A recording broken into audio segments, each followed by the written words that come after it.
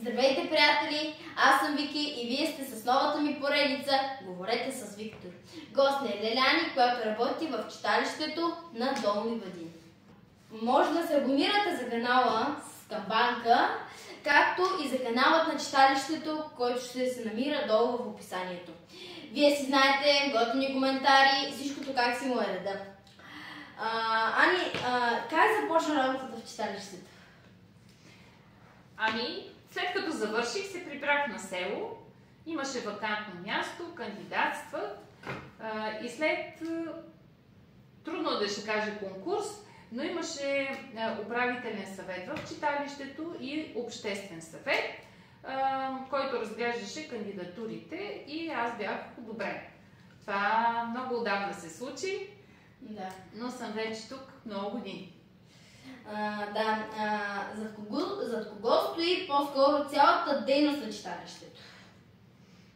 Много са хората, които работят зад читалището, които стоят зад читалище Съзнание. Първо имаме 57 дееспособни членове на читалището. Да. Имаме страшно много самодейци, които работят безвъзмездно.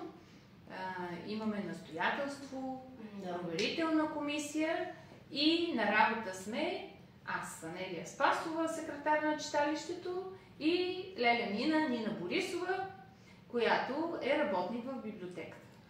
Да. Имате богата библиотека за скърчета, за деца и за възрастни. Как я създадохте? С годините я създадохме така, че да отговаря на условията, в които живеят хората. Тя се е променяла през годините, в зависимост от социалната обстановка, в зависимост от потребностите на хората. Знаем, че в днешно време, особено младежите, искате, когато влезете в библиотека или в читалището, да го припознаете като свое, да ви е интересно, да ви е хубаво. И затова, може би, преди за 5-6 години, последните 5-6 години, създадохме тази хубава, уютна библиотека с различни кътчета и за възрастни, и за деца. Както знаеш, имаме и отделна тиха стая, така е наричана, за четене, където всеки може да се усамоти и да чете. Там правим и по-малки колективни четения. Да. Все пак във всяко читалище има една история, която малко хора знаят за самото дадено читалище. Как е създадено читалището, ако мога да те питам?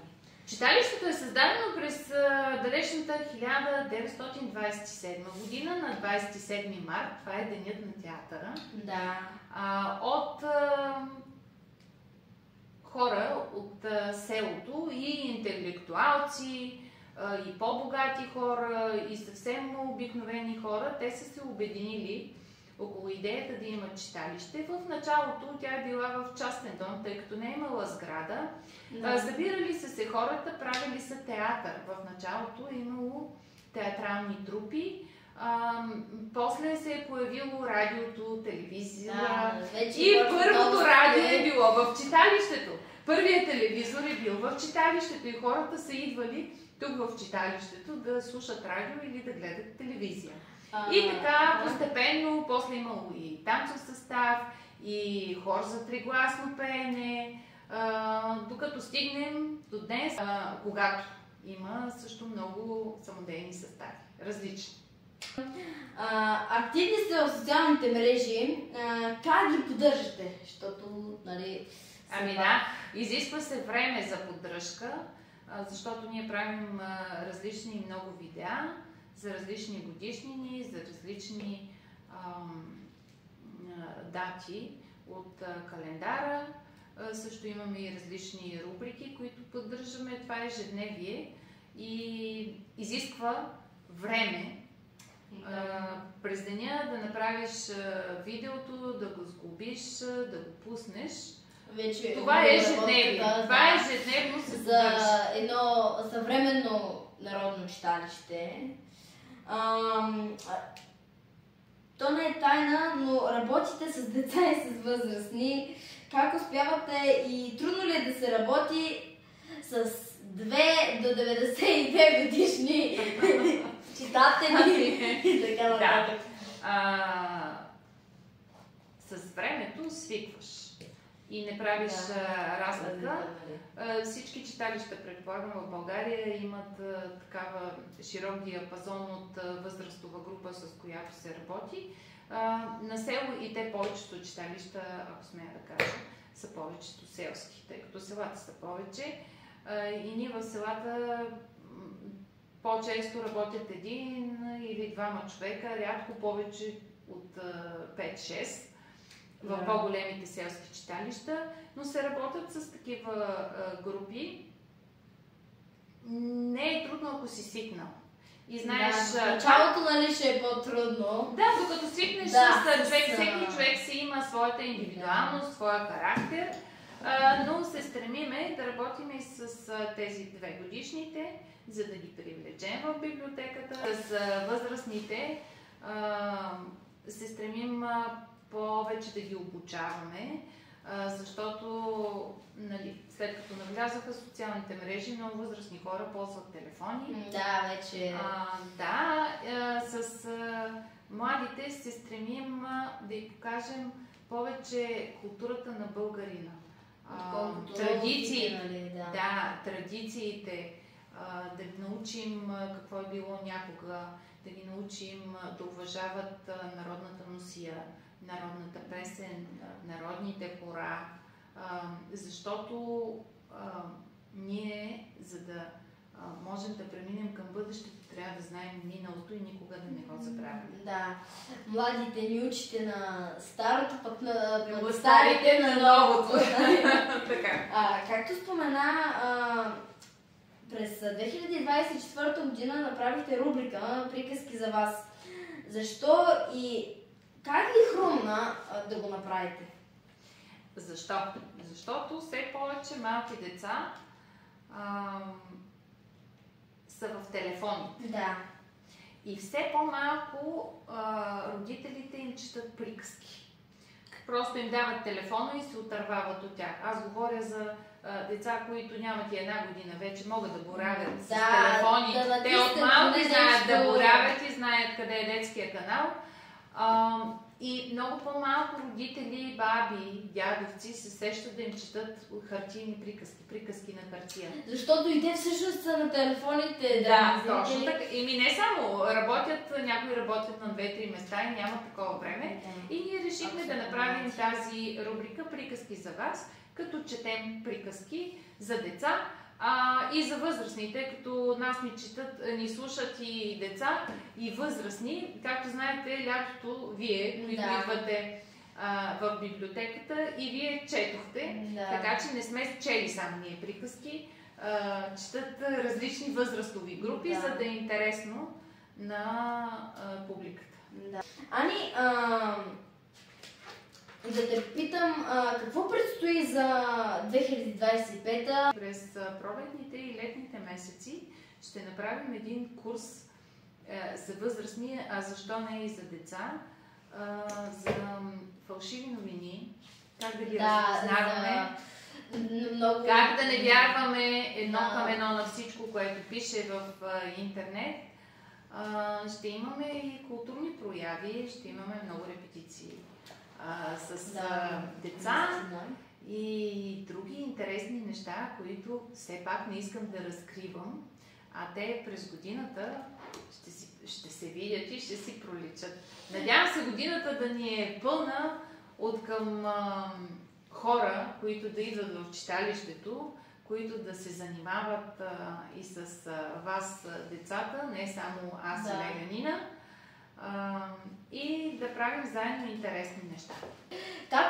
Имате доста голяма библиотека с не безброй много, но с доста много книги, дори и чужди и много български. Как ги поддържате тези книги, защото не са малко? Стремим се всяка година да купуваме, освен проекта, с който кандидатствахме, Купуваме и много книги, които са актуални и от които нашите читатели се интересуват.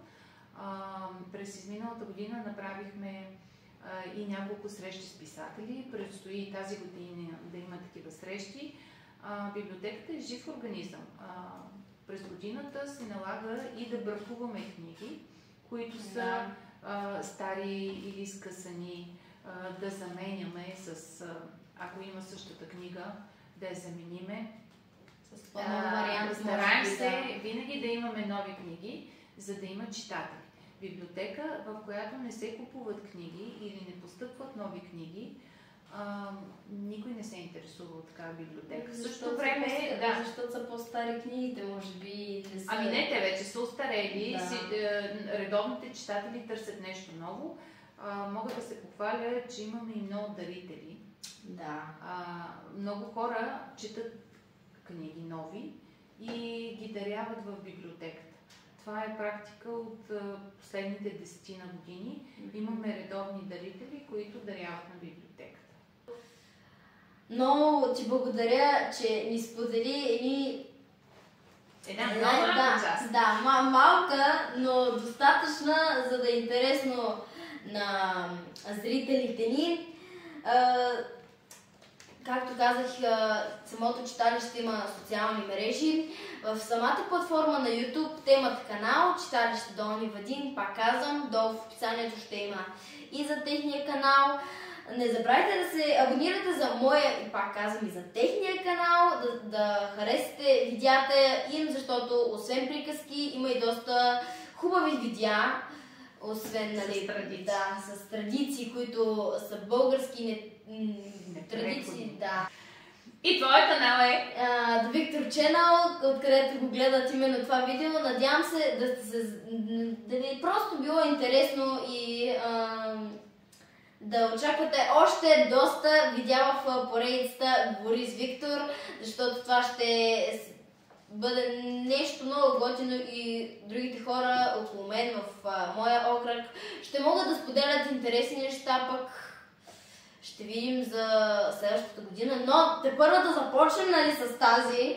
Аз ти пожелавам да имаш успех в този канал, да интервюираш интересни хора и не само възрастни като мен. Пожелавам ти да имаш интересни събеседници и на твоята възраст, дори на по-малка възраст от тебе, и защо не и някой известен. Това пожелая, нали, но да започнем с познатите за мен хора, пък вече и за да развиеш популярността на моя събеседник. Хора, това беше интервюто, пак казвам, макар и кратко, беше доста интересно, поне за мен, надявам се и за вас. Живи и здрави!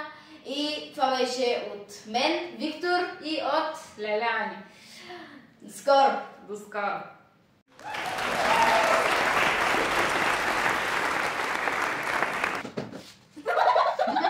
Айде, давай, ще режем! Леля Ани, която е